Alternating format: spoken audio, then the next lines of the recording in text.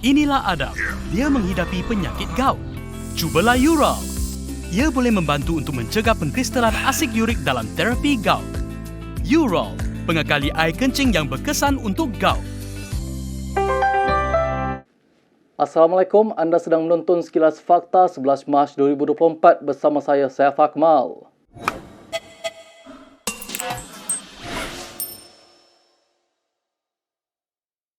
Bekas Timbalan Ketua Menteri Pulau Pinang P. Ramasamy membilas Ketua Pemuda UMNO Dr. Akmal Saleh yang didakwa menggunakan stereotip perkauman susulan debat mengenai isu sekolah vernacular. Ramasamy berkata, dia menjangkakan Akmal akan menjawab dan berhujah secara rasional dan matang mengenai kewujudan sekolah berkenaan, namun sebaliknya berlaku.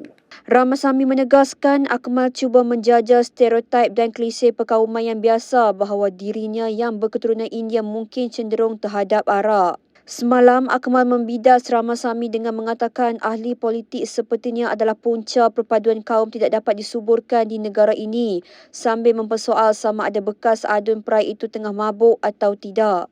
Akmal menyoal logik di sebalik menyokong bangsa Malaysia sambil memperkukuhkan sekolah vernacular tetapi bab pendidikan mahu diasingkan. Ungkapan mabuk biasa digunakan orang Melayu untuk merujuk seseorang yang melakukan hal yang tidak masuk akal atau keliru. Bagaimanapun, ungkapan yang sama juga boleh merupakan stereotip perkauman yang biasa digunakan terhadap orang India. Dalam pada itu, Ramasamy sekali lagi menegaskan bahawa kewujudan sekolah vernacular didorong oleh diskriminasi terhadap bukan Melayu yang diamalkan ketika UMNO BN berkuasa. Debat di antara mereka bermula pada 6 Mac lalu selepas Akmal mencadangkan agar kerajaan memperhalusi sistem persekolahan dan melaksanakan sistem pendidikan satu aliran serta melakukan penilaian menyeluruh terhadap sistem pendidikan vernacular. Sebagai membalas cadangan itu, Ramasamy berkata Akmal silap menyalahkan sekolah vernacular sebagai punca perpecahan kaum dan sebaliknya menyalahkan politik.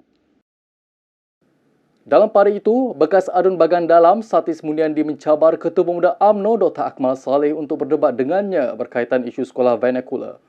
Ahli Majlis Pimpinan Sementara Parti Urumai itu berkata, debat tersebut bagi memberikan kefahaman kepada Akmal mengenai perlembagaan persekutuan. Satis juga mendakwa Akmal cuba mengeksploitasi isu itu untuk muncul sebagai hero Melayu dan untuk mengekalkan populariti partinya yang semakin merosot.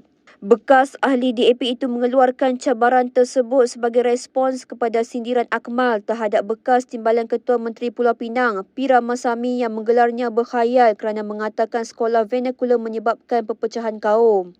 Satis dan Ramasamy adalah bekas adun DAP dan kedua-duanya keluar daripada parti itu selepas digugurkan sebagai calon pada pilihan raya lalu. Satis juga mendakwa Akmal menunjukkan pemikiran perkauman yang sempit yang menurutnya merupakan kelayakan asas untuk menjadi Ketua Pemuda UMNO. Jelasnya lagi, walaupun Perlembagaan Persekutuan menjamin hak rakyat Malaysia untuk mengekalkan identiti budaya mereka, terutama pendidikan vernacular, orang seperti Akmal terus mencabar sistem pendidikan berkenaan. Sambil mempertikaikan dakwaan Ketua Pemuda UMNO itu bahawa pelajar sekolah vernacular mempunyai penguasaan bahasa Melayu yang lemah, Satis berkata dia boleh menunjukkan bukti bahawa sekolah vernacular mencatatkan 100% lulus dalam mata pelajaran bahasa Melayu. Sementara itu, Menteri Perpaduan Negara Aaron Agodaga menggesa semua pihak agar segera menghentikan polemik berhubung kewujudan sekolah vernacular di negara ini. Tegasnya, jika polemik tersebut berterusan, ia akan mengganggu gugat semangat perpaduan dan muhibah yang terbina dalam kalangan rakyat Malaysia yang berbilang bangsa, ras, etnik dan agama. Aaron malah menegaskan bahawa sekolah vernacular bukanlah satu faktor yang menjurus ke arah perpecahan, tetapi sebaliknya ia menjadi tarikan ke arah perpaduan. Baik, berita seterusnya. Sikap Menteri Besar Kedah Muhammad Sanusi Maknur yang didakwa sering menghebahkan maklumat penting mesyuarat kerajaan kepada umum, terutama menyebabkan mesyuarat Majlis Tindakan Pembangunan Negeri Kedah tidak diadakan. Pengurusi bersama MTPN Saifuddin Nasution Ismail berkata, Sanusi tidak perlu merungut berikutan sikapnya sendiri yang tidak menjaga dekorum dan etika mesyuarat. Menjelas lanjut, Saifuddin mendakwa Sanusi jika hadir ke mesyuarat rasmi kerajaan yang bertaraf rahsia besar dan sulit, hanya akan memperlekeh apa yang berlaku dalam mesyuarat. Saifuddin turut mendakwa Sanusi akan menggunakan maklumat dalam mesyuarat untuk disampaikan kepada PAS cawangan sedangkan maklumat yang disampaikan tidak memberi gambaran sebenar. Saifuddin yang juga Menteri Dalam Negeri berkata demikian kepada pemberita selepas program Ihya Ramadan Polis Diraja Malaysia Kedah bersama masyarakat di Ibu Pejabat Polis Daerah Kulim semalam. Pada sesi penggulungan persidangan DUN Kedah Khamis lepas, Sanusi mendakwa Saifuddin tidak pernah memanggilnya bermasyuarat bagi membincangkan projek infrastruktur kerajaan persekutuan di negeri itu sejak majlis tersebut ditubuhkan. Saifuddin juga berkata tiada sebarang kesan terhadap tugas dan peranannya sebagai pengerusi bersama MTPN dalam memantau pelaksanaan projek persekutuan di Kedah walaupun mesyuarat tidak diadakan bersama Sanusi. Sementara itu, Sanusi menegaskan dakwaan Saifuddin mengenai kebocoran rahsia kerajaan hanyalah alasan mengada-ngada dan tidak masuk akal. Sanusi dalam satu kenyataan di Facebook berkata, semua maklumat kerajaan akan sampai juga ke pengetahuan Majlis Mesyuarat Kerajaan Negeri yang dipengerusikan olehnya bila tiba masanya. Sanusi menegaskan mesyuarat MTPN penting sebagai punca kuasa sesuatu arahan segera dikeluarkan kepada agensi dan jabatan untuk mempercepat dan melincingkan proses pelaksanaan sesuatu projek.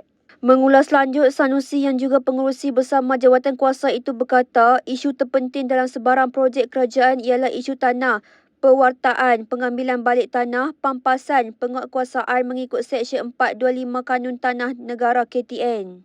Katanya isu teknikal, projek, prosedur, reka bentuk, kapasiti, proses tender, peruntukan dan pelantikan kontraktor lazimnya di bawah bidang persekutuan. Menurut Sanusi, dia telah menghadiri pelbagai mesyuarat peringkat tertinggi dan lebih besar serta bermesyuarat dengan Perdana Menteri Anwar Ibrahim, namun tiada satu pun rahsia kerajaan yang bocor. Justru itu Sanusi menganggap Saifuddin gedik berlebihan, bermain politik keterlaluan, mengeksploitasi maklumat kerajaan dan menggunakan kuasa agensi persekutuan untuk memburukkan kerajaan negeri Kedah. Dakwa Sanusi lagi gedik berlebihan Saifuddin semakin menjadi-jadi terutama menjelang PRN di Kedah tahun lepas yang mengakibatnya disaman. Semalam Saifuddin yang juga Menteri Dalam Negeri berkata sikap Sanusi yang didakwa sering menghebahkan maklumat penting mesyuarat kerajaan kepada umum terutama di pentas ceramah politik menyebabkan mesyuarat MTPN Kedah tidak diadakan. Susulan itu, Saifuddin memberitahu Sanusi supaya tidak merungut berikutan sikapnya sendiri yang tidak menjaga dekorum dan etika mesyuarat. Dalam perkembangan lain, Presiden Bersatu Muhyiddin Yassin menafikan dakwaan bahawa parti itu di Selangor telah dikuasai oleh kumpulan kartel. Mengulas dakwaan timbalan pengurusi Bersatu Selangor, Abdul Rashid Azhari bahawa kumpulan itu menjadi punca dia menyokong Menteri Besar Selangor Amiruddin Syahri. Muhyiddin sebaliknya menuduh Adun Selat Kelang itu sebagai dalang. Tak ada kartel. Dia kata kartel. Mana ada kartel? Parti ini bergerak atas dasar perlembagaan. Ada peraturan. Datuk Rashid pun sebenarnya menjadi timbalan pengurusi Badan Pimpinan Negeri. Kalau berkartel dengan dia lah. Mana ada kartel, semua peraturan. Jangan cari sebab ataupun dalih bila dah melakukan kesilapan besar, maka menuduh parti pula buat begitu. Ini satu perbuatan memang yang tidak bertanggungjawab lah. Rashid yang juga bekas pengerusi Bersatu Selangor sebelum digantikan dengan Azmin Ali mendakwa pucuk pimpinan parti di Selangor kini telah dikuasai oleh pemimpin-pemimpin yang baru sehari dua menyertai parti. Walaupun tidak menyebutkan nama, difahamkan dia merujuk kepada bekas timbalan Presiden PKR itu dan penyokongnya yang menyertai Bersatu selepas langkah Sheraton pada 2020. Kartik adalah terma digunakan oleh di kalangan ahli PKR merujuk kepada Azmin dan 10 ahli parlimen parti itu yang berpaling tadah sehingga menyaksikan Kerajaan Pakatan Harapan tumbang pada Februari 2020. Azmin yang juga adalah Ketua Pembangkang Selangor dan Adun Hulu Kelang kini adalah pengerusi Bersatu yang baru menggantikan Rashid. Dalam pada itu, Rashid mengakui dia kecewa dengan cara Bersatu melayannya sehingga merasakan seperti tidak dipedulikan lagi oleh parti berkenaan. Lebih memburukkan keadaan, Rashid mendakwa perjanjian yang dicapai secara bertulis oleh 3 parti dalam Perikatan Nasional dimungkiri. Menjelaskan dakwaan itu, Rashid berkata menjelang pilihan raya umum ke-15 pada 2022, Bersatu bersama PAS dan Gerakan bersetuju mengenai pembahagian kerusi di Selangor, termasuk Parlimen Kapar yang akan diberikan kepada partinya. Bagaimanapun, kata Rashid, semasa mesyuarat akhir penentuan agihan kerusi kawasan Parlimen Kapar telah diambil oleh PAS tanpa mengendahkan perjanjian yang telah dibuat sebelum itu disebabkan adanya percaturan politik yang tidak sepatutnya. Menteri Pengangkutan Anthony Loke menafikan dakwaan ahli Parlimen Machang Wan Ahmad Faisal Wan Ahmad Kamal terdapat cadangan Malaysia Airport Holding berhad akan menjual saham mereka kepada Global Infrastructure Partners GIP dan BlackRock. Loke yang menjawab soalan dari Wan Faisal di Dewan Rakyat berkata, dakwaan tersebut adalah andaian dari Ketua Armada Bersatu semata-mata. Tentang cadangan khazanah dan KWSP untuk menjual sebahagian pegangan MHB kepada GIP yang dimiliki oleh BlackRock. Apakah Kementerian Pengangkutan bersetuju dengan cadangan ini? Sebab difahamkan saya zaman yang buat Menteri PH 1.0 dulu pun sudah tidak dipersetujui oleh Kabinet dululah. Jadi saya nak tanya, apa nilai tambah GIP kepada KLIA sedangkan kita ada operator airport yang lebih baik di Incheon, Doha, Changi. GIP ran some of the worst airport in Europe. Jadi kenapa GIP menjadi pilihan? Yang pertamanya itu ialah andaian yang Muhammad saja. Belum pun ada pengumuman kata kita nak jual kepada GIP. Itu andaian yang Muhammad. Itu yang saya kata, itu andaian. Yang keduanya, keputusan masa 2019, masa kerajaan PH dulu, tak pernah dibincangkan dalam kabinet. Boleh tanya Presiden Parti Yang Muhammad, tak pernah dibincangkan dalam kabinet. Tak pernah isu itu dibangkitkan dalam kabinet pun. Yang ketiganya, isu pemilikan equity, bagaimana dia nak strategik, dia tidak melibatkan Kementerian Pengangkutan. Syarikat MHB ialah operator lapangan terbang. MOT ialah regulator. Jadi kita tak boleh campur tangan dari segi equity MHB. Bagaimana struktur equity, itu terpulang kepada Khazanah. Khazanah akan membuat keputusan, dia akan membuat pengumuman kalau ada berkenaan dengan apa-apa restructuring equity holdings Khazanah ini. Jadi ini terpulang kepada Khazanah. Dan saya rasa cukup yakin dengan pengalaman dan juga profesionalisme Khazanah untuk membuat penilaian. Dengan siapa mereka nak buat akan strategik, itu terpulanglah. Setakat ini tak ada langsung confirmation bahawa Khazanah telah memasuki perjanjian dengan mana-mana pihak. Kalau ada, sudah tentu akan ada pengumuman. Yang Muhammad. Okey? Puas hati ya? Jadi tak payah spin lagi isu ni ya. Ahli Parlimen Muar Syed Saddiq Syed Abdul Rahman berkata penyertaannya dalam jelajah bersama PN bukan bermaksud dia akan menyertai gabungan pembangkang itu. Sebaliknya, kata Syed Saddiq, dia memutuskan untuk menyertai siri jelajah tersebut kerana ia melibatkan isu rakyat dan disertai pelbagai pihak termasuk gerakan sivil. Apabila kita memperjuangkan isu-isu rakyat, tidak kira isu membanteras, normalisasi rasuah, salah guna kuasa, ketidakadilan melalui peruntukan kerajaan atau pembangkang, penindasan di negeri pembangkang. Perkara-perkara sebegini merentasi politik kepatian. Ini bukan berkenaan muda, ini bukan berkenaan Perikatan Nasional sahaja, ini bukan berkenaan nasib Syed Saddiq ataupun Tan Sri Muhyiddin Yassin.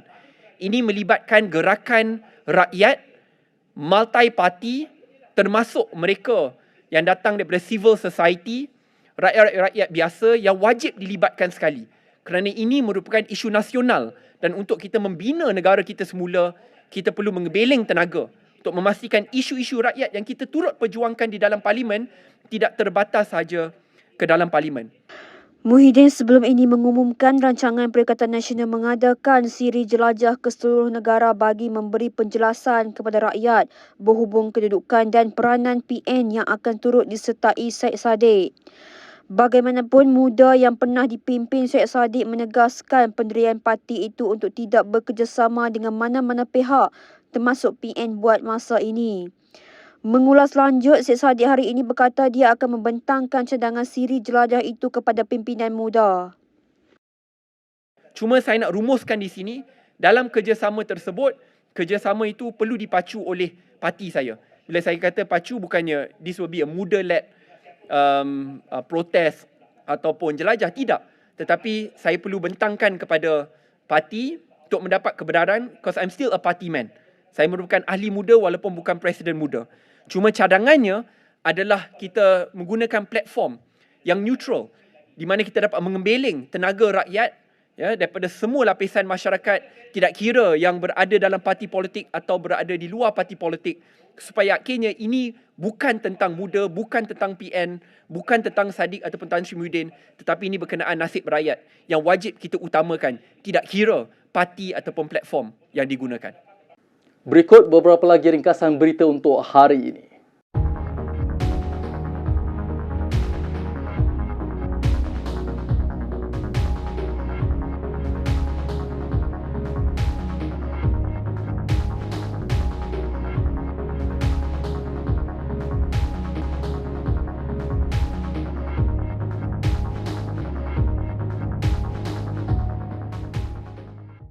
Sekian sahaja daripada saya, Saif Akmal, untuk Sekilas Fakta. Untuk lebih banyak berita, anda boleh melayari kinitv.com.